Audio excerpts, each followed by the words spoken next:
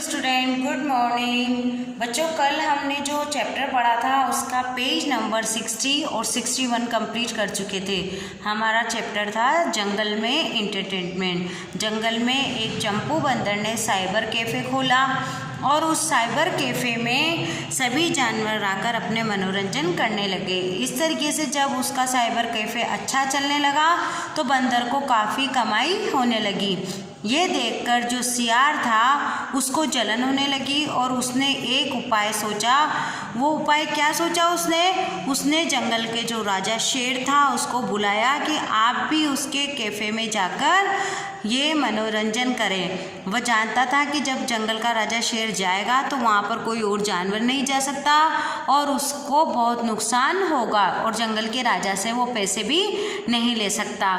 तो बच्चों देखो, उसकी चाल उसी के ऊपर कैसे पड़ती है और जैसे को तैसा कैसा फिल्म मिलता है। इसलिए हम इस चैप्टर को कंटिन्यू करते हुए पढ़ेंगे। आप भी अपनी बुक में पेज नंबर 62 ओपन करें। Open your book, page number 62 continue करेंगे हम। पेंसिल या पेन आप फिंगर पॉइंट करते हुए चलेंगे या जो शब्द पढ़ रहे हैं हम एक एक शब्द को देखते हुए पढ़ेंगे। यस, प्रयोग से आप यहीं बैठे बैठे अपने दूर के रिश्तेदारों से बातें कर सकते हैं। किसने कहा? ये सियार ने शेर से कहा कि आप उसके प्रयोग से दूर बैठे हुए आपके रिश्तेदारों से भी बात कर सकते हैं। दूसरे जंगल के शेर से शिकार के नए नए तरीके भी पूछ सकते हो, सियार बोला। किसको समझाते हुए बोला? शेर को। तो शेर ने पूछा, वह कैसे? शेर ने पूछा, सर, चंपू बंदर ने एक साइबर कैफ़े खोल रखा है। क्या बताया सियार ने? कि जो बंदर है उसका नाम चंपू है, उसने एक साइबर कैफ़े खोल रखा है। वहाँ बैठकर कंप्यूटर पर आप यह सब कुछ कर सकते हैं। पीकू सियार बोला। शेर इस बात को सुनकर क्या हो गया? हैरान हो गया। पीकू सियार ने शेर को उकसाते हुए कहा, सर, आप एक बार चंपू के कैफ़े में जाकर तो देखिए, वहाँ आपको बड़ा मज़ा आएगा। अब तुम इतना कह रहे हो तो मैं कल ही वहाँ जाकर देखता हूँ, शेर बोला। जब सियार ने उसको समझा दिया कि आप वहाँ पर साइबर कैफ़े में जाकर देखो, वहाँ पर जाओगे आप तो आपके रिश्तेदार से भी बात कर सकते हो, शिकार के नए नए तरीके भी सीख सकते हो। तो यह सब सुनकर क्या हुआ? शेर हैरान हो गया। उसने कहा कि ठीक है, मैं कल जाकर वहाँ पर देखता हूँ। और ये सुनते ही क्या सियार बहुत खुश हो गया। जब शेर ने पक्का इरादा कर लिया तो ये पक्का इरादा जानकर पीकू सियार मनी मन खुश हो गया। उसको लगा अब मज़ा आएगा, अब ये उसके कैफ़े में जाएगा, अब कैसे वो इनकम कर सकता है। अगले दिन शेर घूमता घूमता चंपू बंदर के कैफ़े में जा पहुंचा। चंपू ने उसका स्वागत किया। चंपू शेर ने उसको कंप्यूटर भी चलाना सिखा दिया। अब जैसे ही शेर घूमता घूमता कहाँ गया? साइबर कैफ़े में गया। और साइबर कैफ़े में गया तो चंपू बंदर ने क्या करा? उस शेर का स्वागत किया, क्योंकि उसकी शॉप पे आया था वो और जंगल का राजा भी था। और साथ में क्या करा? उसने कंप्यूटर चलाना भी शेर को सिखा दिया। अब आते हैं बच्चों हम पेज नंबर 63 पर।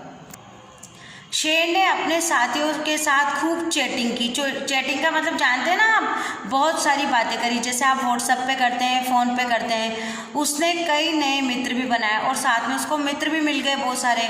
कार्टून चैनल देखकर तो उसे बहुत मज़ा आया और उसने उसमें क्या करा? कार्टून चैनल भी देखा।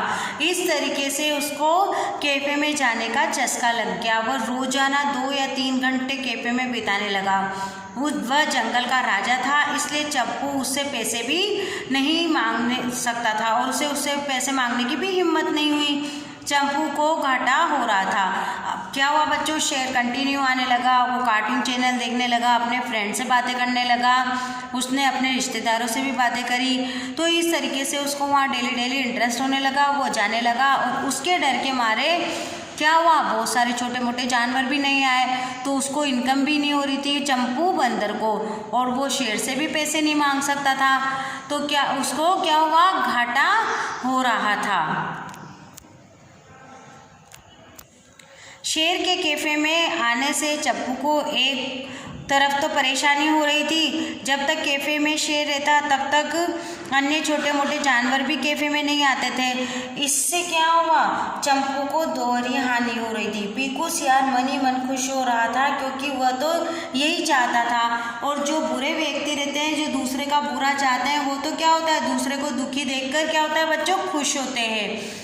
चंपू ने अपनी समस्या टप्पू लोमड़ी को बताई। अब ये सब परेशान होकर उसने क्या करा, अपनी सारी परेशानी लोमड़ी को बताई। और वे दोनों कौन कौन, लोमड़ी और चंपू बंदर दोनों मिलकर हथनी के पास गए। कौन थी वो हथनी, रानी हथनी। रानी हथनी ने एक सलाह दी। उसने क्या कहा, रानी हथनी ने, कि तुम कैफे के बाहर एक बोर्ड लगा दो। चंपू ने जब अपनी समस्या टप्पू लोमड़ी को बताई तो वो दोनों मिलकर रानी हथनी के पास गए बच्चों। रानी हथनी ने उसको सलाह दी। क्या दी थी सलाह, कि तुम एक कैफ़े के बाहर बोर्ड लगा दो। और बोर्ड पे क्या लिखा था, देखिए, इंटरनेट का प्रयोग करने के लिए अकेले न आए, किसी को साथ लेकर आए। अब बोर्ड पर ऐसा लिख दिया कि इंटरनेट का जब भी तुम प्रयोग करो तो अकेले नहीं आना है, साथ में किसी को लाना है। अब आते हैं हम आगे, क्या हुआ, page number 64, turn your page. यह पढ़कर शेर चिंता में पड़ गया। और जब शेर ने यह बोर्ड पर पढ़ा तो क्या हुआ, वह चिंता में पड़ गया कि किसे साथ लेकर जाए। रास्ते में उसे पीकू सियार मिल गया।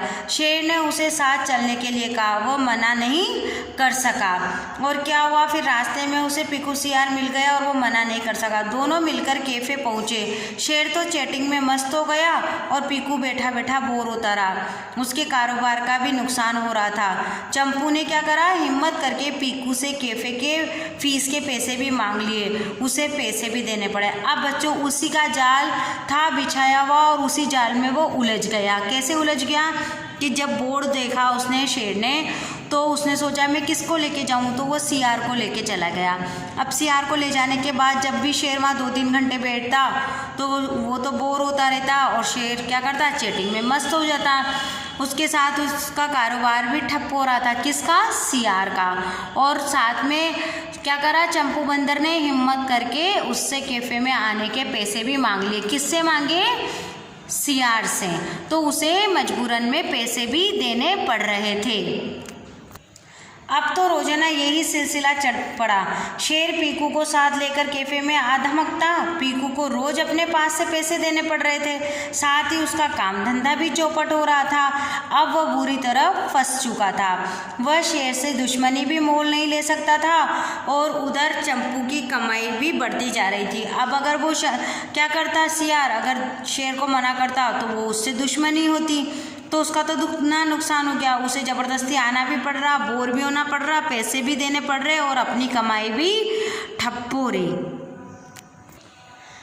उसने रानी हथनी का उपाय बताने के लिए रानी हथनी को क्या करा, धन्यवाद दिया।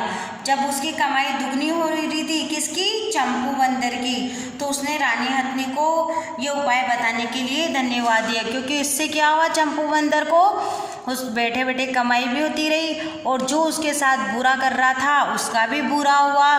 तो पीकू को अपनी चालाकी का फल भुगतना पड़ा, जैसे को तैसा। तो बच्चों इसीलिए कभी भी किसी का बुरा नहीं करना चाहिए। जब हम किसी का बुरा करते हैं तो हमारे साथ भी बुरा ही होता है। इस कहानी से हमें शिक्षा मिलती है, जैसे को तैसा। तो आप भी इस चैप्टर को पढ़ेंगे, इसकी रीडिंग लगाएंगे। कल की वीडियो में हम नया अभ्यास कार्य सीखेंगे। Thank you.